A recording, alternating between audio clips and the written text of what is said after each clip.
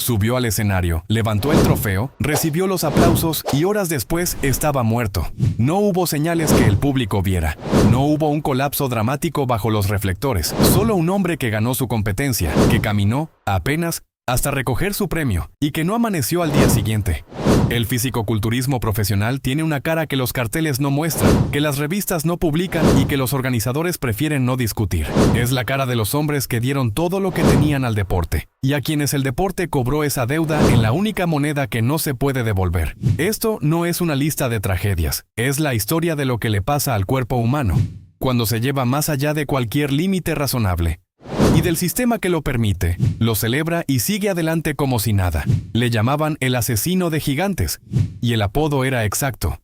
Mohamed Benaziza medía 1,61 m. Pesaba 85 kilogramos de músculo completamente trabajado, con una simetría y una condición que hacían que hombres 30 kilos más pesados que él parecieran descuidados a su lado. En 1990 subió al escenario del Night of Champions y derrotó a Dorian Yates, el hombre que dominaría la siguiente década entera, en el momento en que nadie esperaba que un competidor de su tamaño pudiera siquiera desafiarlo. Joe Wilder le puso el apodo esa noche. Momo, como lo llamaban todos, se lo ganó en tiempo real. 8 títulos profesionales en 5 años, una racha que cualquier atleta de cualquier deporte envidiaría. Y al final de la temporada 1992, cuando el Grand Prix de Holanda cerraba una gira europea brutal que había cruzado múltiples países en pocas semanas, Benaziza subió al escenario una vez más y ganó. Lo que nadie en el público podía ver era que durante el prejuicio ese mismo día había tenido que abandonar el escenario varias veces, que ya estaba fallando por dentro. En el trayecto al hotel llenó 3 bolsas con vómito. Llegó sin poder sostenerse, clamoso, casi sin conciencia. A las 4:30 de la mañana su corazón se detuvo. Porter Cottrell, compañero de competencia, bombero de profesión y paramédico certificado, le hizo compresiones torácicas durante 45 minutos. No fue suficiente. La autopsia confirmó fallo cardiovascular por deshidratación severa causada por abuso de diuréticos, las sustancias que los fisicoculturistas usaban para eliminar hasta la última capa de agua subcutánea antes de los reflectores. Tenía 33 años, murió ganando, y el deporte observó y siguió adelante. Hay atletas que caen persiguiendo el fracaso, y hay atletas que se destruyen convencidos de que el sistema les falló a ellos, no al revés. Mike Mentzer pertenecía a ese segundo grupo, y tenía razones concretas para pensarlo. En 1978 se paró frente a los jueces del Mister Universo y recibió 300 puntos sobre 300. Puntuación perfecta. El primero en la historia en lograrlo. No era solo un atleta excepcional, era un pensador. Su sistema Heavy Duty, basado en alta intensidad y volumen mínimo, era décadas adelantado a lo que el deporte aceptaba en ese momento. Cuando Dorian Yates lo adoptó más tarde, ganó 6 Olimpias consecutivas. El alumno se convirtió en leyenda. El maestro había desaparecido mucho antes. El Mister Olympia de 1980 fue el punto de quiebre. Arnold Schwarzenegger salió del retiro, compitió y ganó en circunstancias que Mentzer nunca aceptó como legítimas. Se retiró a los 29 años, convencido de que le habían robado lo que era suyo. Lo que siguió fueron años de descenso gradual. El aislamiento, las anfetaminas, la espiral que Tom Platz describió como ver a un genio desperdiciarse frente a sus ojos. El 10 de junio de 2001, su hermano Ray llegó al apartamento y lo encontró muerto junto a su escritorio. Mike había estado trabajando hasta tarde en el guión de un video de entrenamiento. Tenía 49 años. La causa oficial fue enfermedad cardiovascular aterosclerótica severa con bloqueo de la arteria coronaria principal izquierda. 48 horas después, Ray murió también. 2 hermanos, el mismo apartamento, 2 días de diferencia. Mike Mentzer no perdió solo la vida, la había perdido mucho antes. El título que creyó que le robaron, la carrera que nunca terminó, el legado que vio construir a otros usando sus propias ideas. El deporte le quitó todo 2 veces. Greg Kovacs no competía para ganar shows. Canadiense, 1,93 de altura, llegó a pesar más de 180 kilogramos en off-season. Los brazos le medían más de 60 centímetros. Los jueces no sabían exactamente qué hacer con él en el escenario. El público no podía quitarle los ojos de encima. Lo que Kovacs buscaba era respuesta a una pregunta que nadie más en el deporte se hacía con esa seriedad. ¿Hasta dónde puede llegar realmente el cuerpo humano? No en términos estéticos ni de preferencias de jurado, sino en términos de masa pura y absoluta. Encontró la respuesta, aunque no fue la que esperaba. En 2010 tuvo que someterse a cirugía de válvula mitral. La válvula estaba fallando, causando retención de líquido y dificultad para respirar. El cuerpo, después de años de extremos que ningún ser humano había intentado antes, estaba pasando la factura. Kovacs no se detuvo. El 22 de noviembre de 2013, fue encontrado en su condominio de Mississauga, Ontario. Fallo cardíaco, 44 años. 2 semanas antes había sufrido un infarto, había sido hospitalizado y regresado a casa. Y luego murió mientras dormía. Cedric McMillan era diferente. No en el sentido en que todos los fisicoculturistas dicen que son diferentes. Él genuinamente lo era.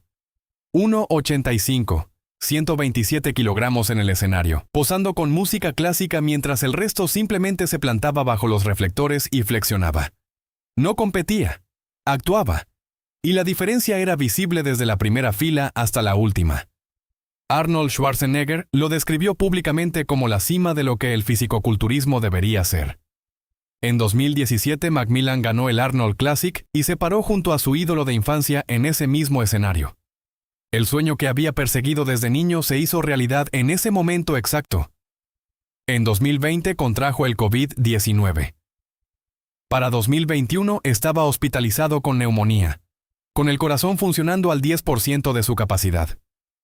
«Casi muero», le dijo a quien quiso escucharlo. No lo decía dramáticamente, lo decía como alguien que había visto el otro lado y había regresado, por ahora. El 12 de abril de 2022 sufrió un infarto durante un entrenamiento. 44 años. Dejó a su esposa y 4 hijos. Meses antes había dicho algo que en retrospectiva pesa diferente.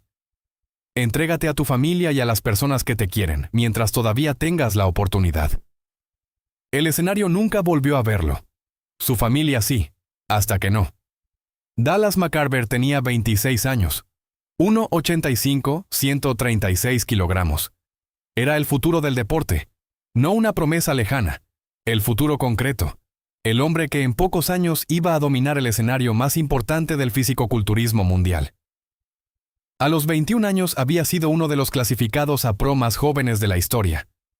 A los 25 su nombre era el que más se repetía en los debates sobre el próximo Mr. Olympia. Octavo en 2016. Visto no como resultado mediocre sino como el comienzo de algo inevitable. Su roommate llegó a casa pasada la medianoche y lo encontró en el piso, sin pulso. Fue trasladado al hospital y declarado muerto a las 10 de la mañana del 22 de agosto de 2017.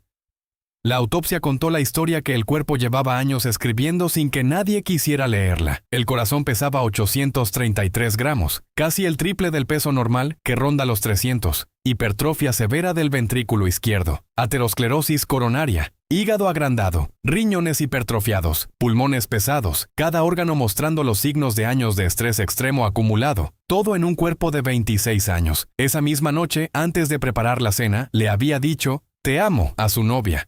No sabía que esas eran sus últimas palabras, pero el cuerpo ya lo sabía. Mike Matarazzo era el más querido. No el más grande, no el más titulado, pero el que hacía que la gente en las gradas se levantara de su asiento. Nacido en Boston, ex boxeador, con unos brazos y unas pantorrillas que se convirtieron en leyenda en el circuito. Cuando sacaba el most muscular con la lengua afuera, la arena entera rugía. Ese tipo de atleta que el deporte necesita para que quien no entiende de ángulos y proporciones igual se enganche. 7 apariciones en el Mr. Olympia, 9º puesto como mejor resultado. El deporte no le dio trofeos grandes, pero sí le presentó la factura completa. En 2004, a los 39 años, le abrieron el pecho. Cirugía de corazón abierto, arterias obstruidas, se retiró. 3 años después, otro infarto. Para 2014, el corazón funcionaba al 20% de su capacidad. No podía trabajar, apenas podía moverse. Estaba en lista de espera para trasplante de corazón en el Stanford Hospital. El trasplante nunca llegó. Murió el 16 de agosto de 2014, 48 años. Años antes había dicho lo que ningún otro atleta del circuito tuvo el valor de decir. Probablemente me quité 20 años de vida. No hay ninguna cantidad de dinero en el mundo que valga eso. Aposté y perdí en todos los sentidos. 31 shows, y la declaración más honesta que alguien en el fisicoculturismo profesional haya hecho sobre lo que el deporte realmente cuesta. Nasser El Sonbati hablaba 7 idiomas. Tenía título universitario en Historia, Ciencias Políticas y Sociología. Entrenaba con anteojos redondos. Lo llamaban el profesor. Y lo ganó a pulso. 1,78 de altura. 122 kilogramos en el escenario, con abdominales visibles a más de 135 en off-season. Esa combinación de tamaño y condición era casi teóricamente imposible. Nasser la hacía ver rutinaria. 9 apariciones en el Mr. Olympia, 4 veces entre los 5 mejores. Pero hay una noche que el deporte nunca terminó de resolver. 1997. Nasser subió al escenario contra Dorian Yates, campeón reinante de 6 títulos consecutivos. Jay Cutler dijo que Nasser ganó esa noche. Ronnie Coleman dijo que Nasser ganó. Fans en todo el mundo, con la grabación vista decenas de veces, coincidieron en lo mismo. Los jueces no estuvieron de acuerdo. Nunca volvería a estar tan cerca. Siguió compitiendo en un deporte que él mismo llamaba corrupto públicamente. Porque lo amaba de todas formas. Ganó el Arnold Classic de 1999. Siguió mostrándose año tras año con la misma condición que hacía que los debates sobre sus resultados no murieran nunca. El 20 de marzo de 2013 murió mientras dormía en El Cairo. Fallo cardíaco y renal. 47 años. Había necesitado un trasplante de corazón, pero no fue considerado candidato viable. Regresó a Egipto para pasar sus últimos días con su familia. El deporte nunca le dio el título. Él le dio al deporte todo lo demás. George Peterson era conocido como The Bull. Y la noche anterior a su muerte, su entrenador dijo que lo había visto increíble. 37 años. 4 apariciones en el Mr. Olympia, top 3 en todas. Había ganado el Arnold Classic 2019. Había subido de categoría y 2021 era el año en que finalmente iba por el título mayor. El 6 de octubre, un día antes de la competencia, su entrenador Justin Miller intentó contactarlo y no pudo. Fue al hotel. Encontró a George boca abajo en el piso. Llevaba horas muerto. La autopsia confirmó fallo cardíaco súbito. El corazón pesaba 500 gramos, casi el doble del peso normal. El Olympia arrancó al día siguiente. El escenario que George debía pisar abrió sin él. Shawn Rhoden llegó tarde al deporte. Nacido en Kingston, Jamaica, se alejó por años y regresó cuando muchos ya lo habían descartado. Ganó su tarjeta pro a los 34. Y en 2018, a los 43, derrotó a Phil Heath, 7 títulos consecutivos, y se convirtió en el Mr. Olympia más viejo de la historia. Semanas después de esa victoria surgieron acusaciones graves que terminaron su carrera de la noche a la mañana, vetado de competir. El escenario que acababa de ganar fue el último en el que pisó. Nunca tuvo la oportunidad de defender el título. El 6 de noviembre de 2021 sufrió un infarto fatal. 46 años. Su último post 3 días antes decía: ladrillo a ladrillo y con paciencia se construye. Nos vemos al otro lado. Un campeón sin corona que defender. El deporte no lo dejó volver. El tiempo tampoco. Y luego está Andreas Münzer. El caso que más silencio genera en los círculos serios del fisicoculturismo. Austriaco. 1,75, 108 kilogramos en el escenario. La piel tan delgada que parecía pintada directamente sobre el músculo. El nivel de definición más extremo que el deporte haya registrado en toda su historia. Venas que trazaban mapas sobre cada grupo muscular. Una condición que hacía que los demás competidores, atletas extraordinarios todos ellos, parecieran estar en off-season a su lado. En 1996 compitió en el Arnold Classic y terminó sexto. 2 semanas después, los vasos sanguíneos de su estómago colapsaron. Lo llevaron de urgencia al quirófano. Durante la operación, el hígado falló. Luego, los riñones. Su estado era demasiado crítico para recibir transfusiones de sangre. Los médicos hicieron lo que pudieron. Murió el 14 de marzo de 1996 en Múnich. 31 años. La autopsia reveló colapso sistémico total. No un órgano, no 2. Todos. Cada uno mostrando el daño acumulado de años de llevar el cuerpo a un lugar para el que no fue diseñado.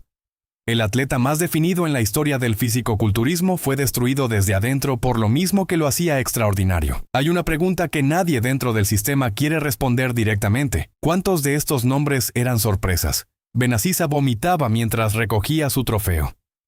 McCarver había colapsado en un escenario meses antes y lo habían reanimado ahí mismo. Peterson tenía el corazón casi el doble de lo normal. Matarazzo lo dijo él mismo en voz alta años antes de llegar al final. El patrón no está enterrado en archivos de autopsias que nadie puede ver. Está en las historias de estos hombres, en sus propias palabras cuando eligieron decirlas, en los datos que cualquier médico con acceso a sus historiales podría haber interpretado sin dificultad. 10 atletas. 10 hombres que dieron todo al deporte que amaban. La mayoría murió antes de los 50. Varios antes de los 40. Uno a los 31. Otro a los 26. El fisicoculturismo profesional no tiene protocolo de salud obligatorio comparable al de otros deportes de élite. No existe una autoridad independiente que monitoree el bienestar de sus competidores fuera del escenario. Los shows siguen, los títulos siguen, los contratos de patrocinio siguen. Lo que Matarazzo dijo merece repetirse una última vez, porque nadie más dentro del deporte lo ha dicho con esa claridad. Apostó y perdió en todos los sentidos. No hablaba solo de él. Hablaba del sistema que construyó ese escenario. Encendió los reflectores, entregó el trofeo, y nunca tuvo que responder por lo que pasó después. Eso es lo que el deporte no dice. Y eso es exactamente lo que estos nombres merecen que se diga.